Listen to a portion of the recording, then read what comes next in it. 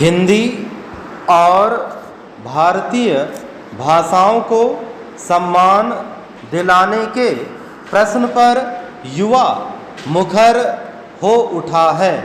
वह आंदोलन, धरने, प्रदर्शन और भूख हड़ताल कर रहा है, तो साथ ही होटल, बाजार, रेल और बस में मातृभाषा की बजाय अंग्रेजी बोलने वाले युवा वर्ग की बहार है।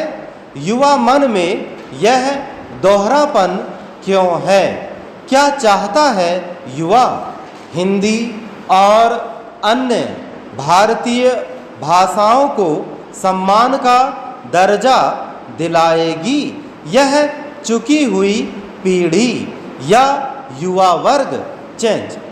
हिंदी के साहित्य के साहित्यकार ऐसे युवा वर्ग का प्रतिनिधित्व करते हैं जो अंग्रेजी के स्थान पर हिंदी का प्रतिस्थापन तथा भारतीय भाषाओं को विकास के समान अवसर देने के पक्षधर हैं।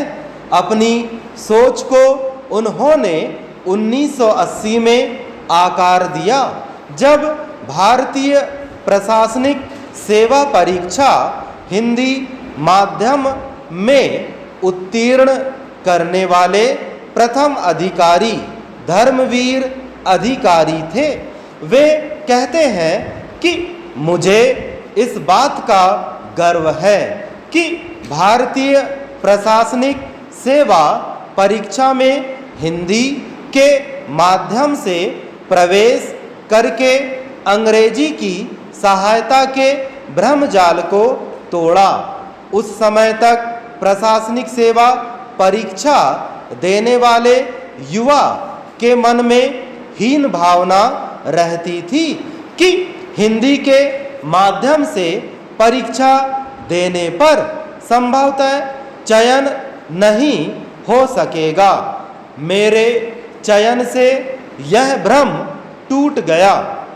चेंज उच्च शिक्षा, प्रशासनिक सेवाओं और अन्य उच्च पदों पर हिंदी के प्रवेश पर वे कहते हैं, हजारों वर्षों की गुलामी का असर सिर्फ 40 सालों में चला जाएगा। हम इसकी अपेक्षा कैसे करें? हमारे संविधान में दो अत्यंत महत्वपूर्ण और क्रांतिकारी कदम उठाए थे। पहला, वर्षों से कुचली और प्रताड़ित की गई असभ्य जनता की भाषा बताई जाने वाले हिंदी को राजभाषा का दर्जा दिया।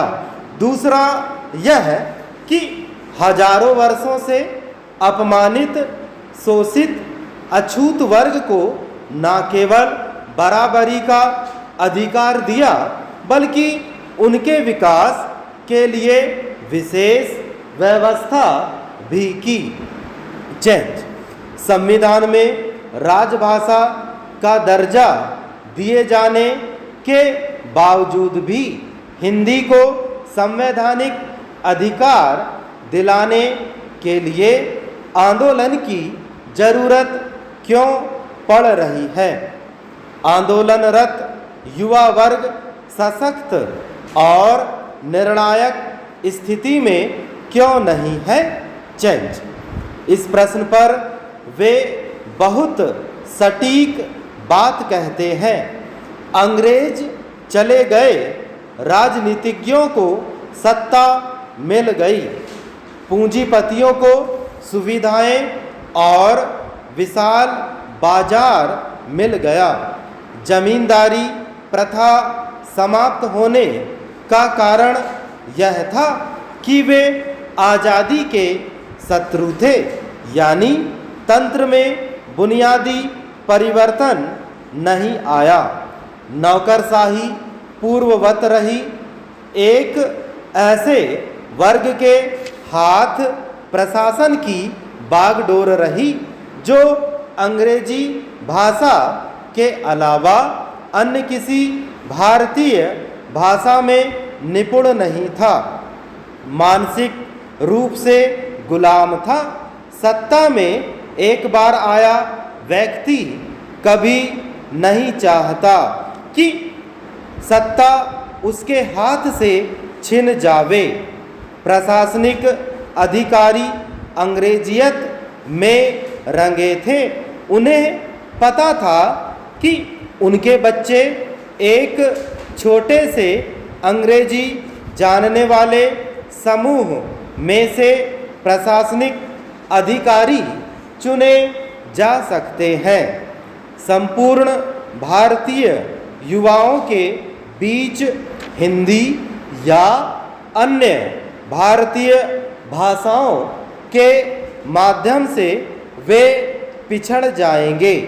इसलिए उन्होंने अंग्रेजी की अनिवार्यता को बनाए रखा। वर्ग विशेष के बच्चे डॉक्टर, इंजीनियर और प्रशासनिक अधिकारी बनते रहे। आज तक यह स्थिति बनती चली आ रही है। चेंज। क्या इस स्थिति के लिए सिर्फ प्रशासनिक अधिकारी दोषी हैं? उन्होंने कहा, वास्तव में दोषी तो जनता और विशेषकर युवा वर्ग है।